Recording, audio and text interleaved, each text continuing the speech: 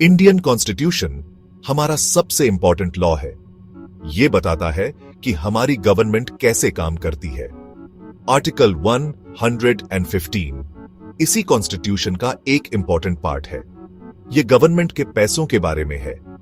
इस आर्टिकल से गवर्नमेंट पैसे खर्च कर सकती है, इवन अगर वो मेन बजट में ना हो। कभी कभी अनएक्सपेक्टेड चीजें हो जाती हैं और गवर्नमेंट को एक्स्ट्रा पैसे चाहिए होते हैं। आर्टिकल 115 ये एक्स्ट्रा पैसे पाने का तरीका देता है। ये एक्स्ट्रा पैसे ग्रांट्स कहलाते हैं। इससे गवर्नमेंट स्मूथली चलती रहती है और अपना काम पूरा कर पाती है। आर्टिकल 115 को समझना इंपॉर्टेंट है ताकि हम समझ सकें कि इंडिया अपने पैसों को कैसे मैनेज करता है। आर्टिकल 115 तीन तरह के ग्रांट्स की बात करता है। हर ग्रांट का एक स्पेसिफिक पर्पस होता है। पहला है सप्लीमेंट्री ग्रांट। ये ग्रांट तब चाहिए होता है जब बजट में किसी काम के लिए जो पैसे रखे गए थे वो कम पड़ जाते हैं। दूसरा टाइप है एडिशनल ग्रांट।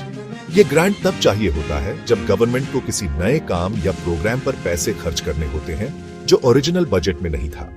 आखिर में हमारे पास है एक्सेस ग्रांट। ये ग्रांट तब यूज होता है जब गवर्नमेंट किसी काम के लिए बजट से ज्यादा पैसे ऑलरेडी खर्च कर चुकी होती है। इस ओवरस्पेंडिंग को रिव्यू और अप्रूव किया जाना जरूरी है।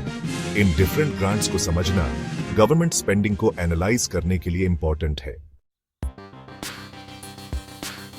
इन ग्रांट्स के लिए अप्रूवल पाना एक सिस्टमैटिक प्रोसेस है। इसमें प्रेसिडेंट और पार्लियामेंट दोनों इन्वॉल्व होते हैं। सबसे पहले जिस गवर्नमेंट डिपार्टमेंट को एक्स्ट्रा पैसे चाहिए होते हैं वो रिक्वेस्ट करता है। इस रिक्वेस्ट में एक्सप्लेन किया जाता है कि एक्स्ट्रा पैसे क्यों जरूरी है। फिर प्रेसिडेंट इस रिक्वेस्ट को रिव्यू करते हैं। अगर प्रेसिडेंट अग्री करते हैं तो रिक्वेस्ट पार्लियामेंट में डिस्कशन और अप्रूवल के लिए भेजी जाती है। पार्लियामेंट के दोनों हाउसेस को ग्रांट अप्रूव करनी होती है।